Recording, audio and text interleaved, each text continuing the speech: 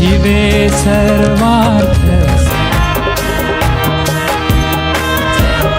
जय महामाई फोजळ ज्वाला चकुलोड़ी मैया सभीरा भारा।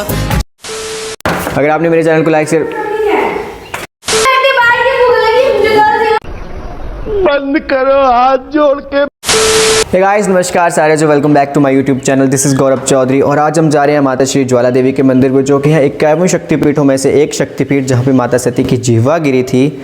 और जानेंगे वहाँ की स्टोरीज़ के बारे में और जानेंगे आखिर क्यों ध्यानु भगत ने अपना शीश काट के माता रानी के चरणों में रख दिया था, आखिर क्यों राजा अकबर की भेंट माता रानी अस्वीकार कर दी थी। सो चलिए जानते हैं। बोल सच्चे दरबार की जय।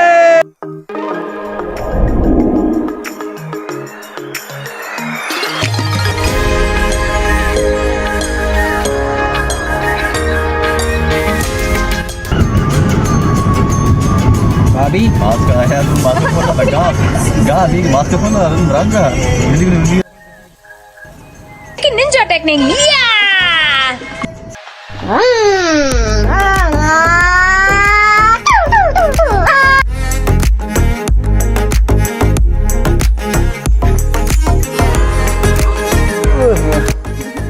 बोल हेलो गाइस। बोले बोलते हैं। बोल बोल। अरे कहना क्या चाहते हो? चलिए फिर। कौन है ये लोग? लाइने जाने से गलत है। लाइन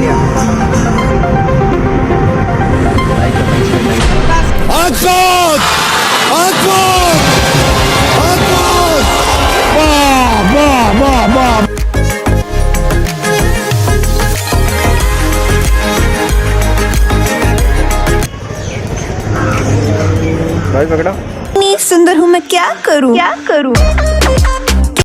मैं नहीं बताऊंगा। लास्ट टाइम जब मैं आया था ना, तो पर्ची बनानी पड़ी थी यहाँ पे अलग से कोविड की। हाँ बनती है।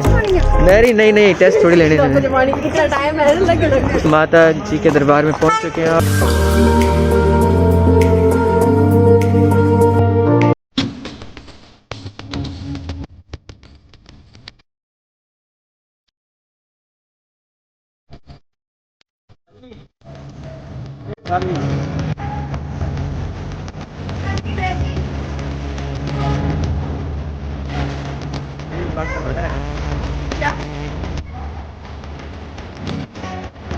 बाबा जी की बूटी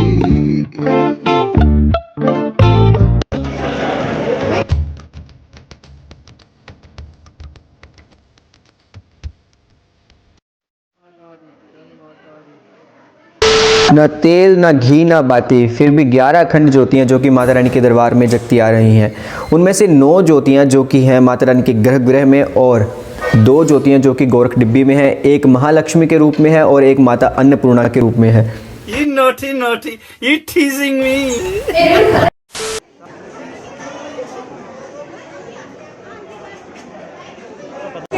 क्या बोले? आपने चप्पल कौन सी डाली है, घर वाली? गजब बेइज्जती है। भाई ली उन क्या करना। भाई आगे स्वाद।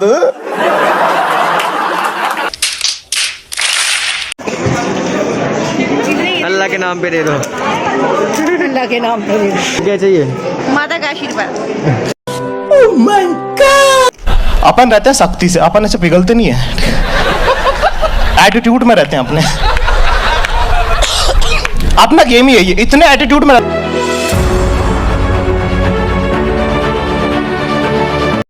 जानेंगे आखिर क्यों ध्यानु भगत ने अपना शीश काट के माता रानी के चरणों में रख दिया था। तो काफ़ी समय पहले की बात है, आज से लगभग 400-500 साल पहले की, जब राजा अकबर का शासन हुआ करता था, उस समय की बात है। तो हुआ कुछ यूँ कि ध्यानु भगत और उनके साथी जा रहे थे माता रानी के दर्शनों के लिए, और राजा अकबर उनकी परीक्षा लेना चाहते थे। तो उन्होंने अपने सैनिकों को भेजा कि जाओ और ध्यानु भगत को लेके आओ।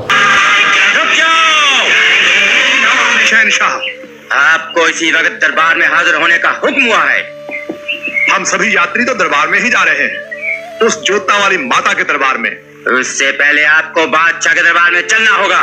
तो जैसे ही उनके सैनिक ध्यानु भगत को लेके आते हैं दरबार में, तो राजा अकबर उनसे पूछते हैं, ध्यानु भगत, आपके हिसाब से इस दुनिया में सबसे सर्वशक्तिमान कौन है? तो ध्यानु भगत कहते हैं कि हे राजन, हे बादशाह, माँ भगवती, माता ज्वाला देवी ही इस संसार में सर्वशक्तिमान है। माता ही शिव है, माता ही शक्ति है। इसी के साथ ध्यानु भगत अपनी बात कहते हैं राजा के सामने। ये सब सुन के राजा अकबर को बड़ा ज़्यादा गुस्सा आ जाता है। ध्यानु दे घोड़े दा सर कलम किता जाए, जिस दी माता विश शक्ति है ता मुर्दा घोड़े नू जिंदा करे।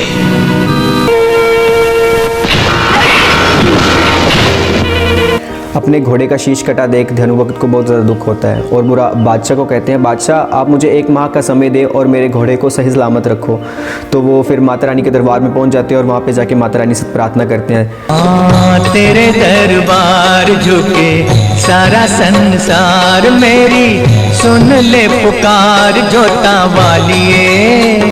Few moments later. काफी देर बाद जब माँ ने दर्शन नहीं दिए तो उसने अपना शीश काटकर माँ को चढ़ा दिया। शीश भेंट करते ही माँ ज्वाला प्रकट हो गई। माँ ने न केवल ध्यानु को पुनः जिंदा किया बल्कि उसके घोड़े का सिर जोड़कर उसमें प्राण भी फूंक दिए। ध्यानु द्वारा स्वयं का शीश काटने से माँ को दुख भी हुआ। उन्होंने ध्यानु को हिदायत दी कि किसी भी भक्त को ऐसा कार्य नहीं करना चाहिए। उन्होंने कहा कि जो भी भक्त प्रेम सहित मुझे नारियल चढ़ाएगा उसकी मनोकामना अवश्य पूरी हो जाएगी। मान्यता है कि उसके बाद ही माँ ज्वाला को नारियल चढ़ाने की परंपरा शुरू हुई। अब जब घोड़े का शीश दोबारा से जुड़ जाता है तो राजा अकबर के मन में कहीं ना कहीं माँ भगवती के प्रति श्रद्धा जाग उठती है, लेकिन उनके सेनापति को अभी भी माता के ऊपर शक था कि आखिर ये सब कैसे हो सकता है, आखिर ये सब चमत्कार कैसे हो सकते हैं। तो वो राजा अकबर से कहते हैं कि बादशाह, माता दे मंदिर विच कोई जोतां जगदियां ने ते सारी जादूगरी ओ जोतां विच है। जे ओ जोतां बुझातियां जान ते चमत्कार नहीं हो सकता। फजलू कटियां फूका मारनियां पैनियां।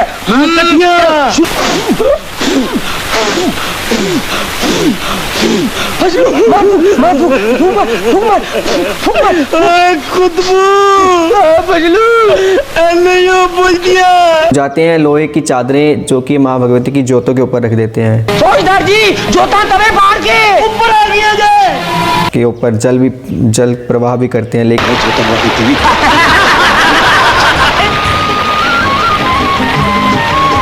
माता लाटा वाली दी। आखिरकार जब बादशाह अकबर सारे तामझाम लगा के देख लेता है और हार जाता है तो समझ जाता है कि माँ भगवती में शक्ति है और इसी के लिए वो माता रानी के दरबार में आता है। नंगे नंगे पाँव देवा अकबर आया, नंगे नंगे पाँव। अब हम जानेंगे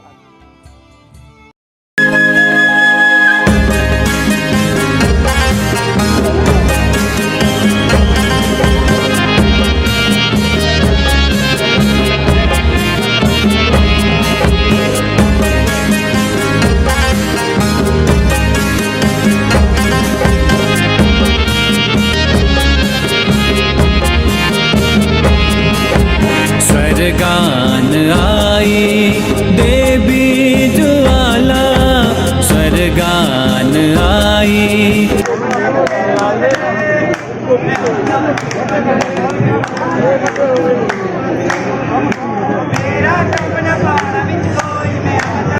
Few moments later.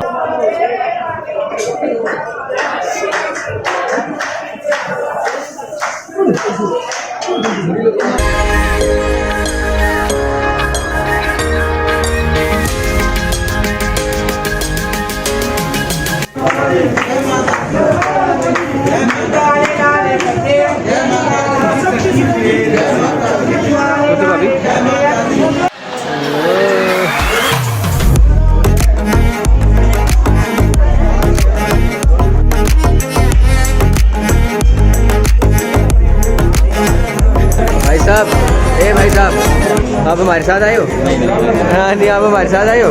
हाँ लीड है नहीं गड्डी है बाइक दिख लिया था, बड़ी गल्ला की दिया था। अच्छा बोल दिया कि जयकारा लाए थे माता, जोर से जोर से बोलो, बोलो तुसी बोलो। हाँ, बोल सच्चे दरबार की जय, बोल सच्चे दरबार की जय। ये सारे परिवार की ज्वाला माता आज नए साल में तेरी पावन दरबार में अरदास है, नया साल सबके लिए सुखमय हो, मंगलमय हो, शुभमय हो। ये बार दे बारा दिए बारा पार करो मेरा बेड़ा।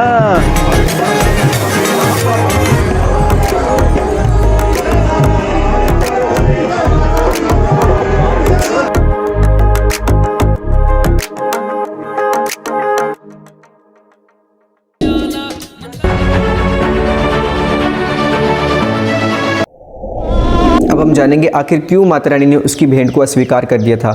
अब जब राजा अकबर माता रानी के दरबार में पहुंच जाता है तो उसके मन में एक घमंड पैदा हो जाता है कि उस छत्र जो कि माता को भेंट कर रहा हूं, उसके मन में मैं जाग जाती है। तो मैं तेरे वास्ते सब तो बड़ा सोने का छत्र लेके आया।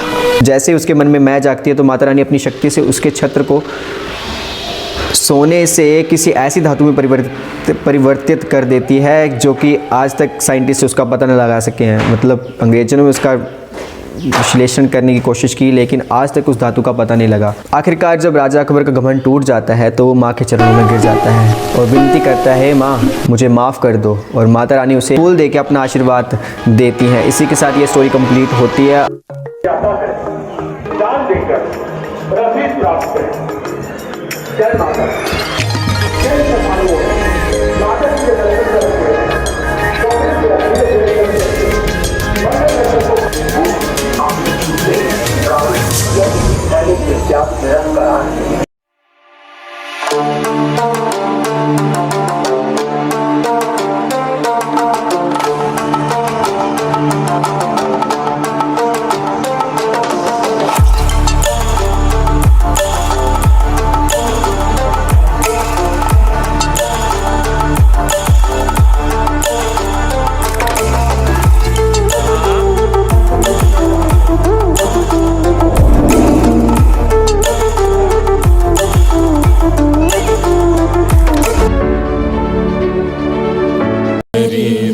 स्वरूपं यथा वा कलत्रं यशश्चारुचित्रं धनं मेरुतुल्यं गुरोरङ्घ्रिपद्मे मनश्चेन लग्नं ततः किं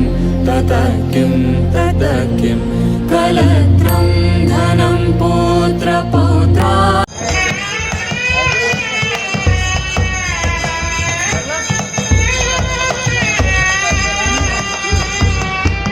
मिलते हैं नेक्स्ट ब्लॉग में। और शेट ठोक दीजिए, महाकाल का धमाके लाकर शेट ठोक दीजिए। 5000 लौटे दिख जाना चाहिए। ये 4000 के लिए मैं यहाँ पे नहीं खड़ा हूँ, पूरा साल मेहनत करता हूँ आपके लिए बेटा। ऐसा नहीं चलेगा, ऐसा नहीं चलेगा। लाइक ठोकी दबा के, लाइक ठोकिए कर दे और नेक्स्ट ब्लॉग में मिलते हैं। चलिए। कभी आते जाते रास्ते में, कभी स्कूल के बस्ते में,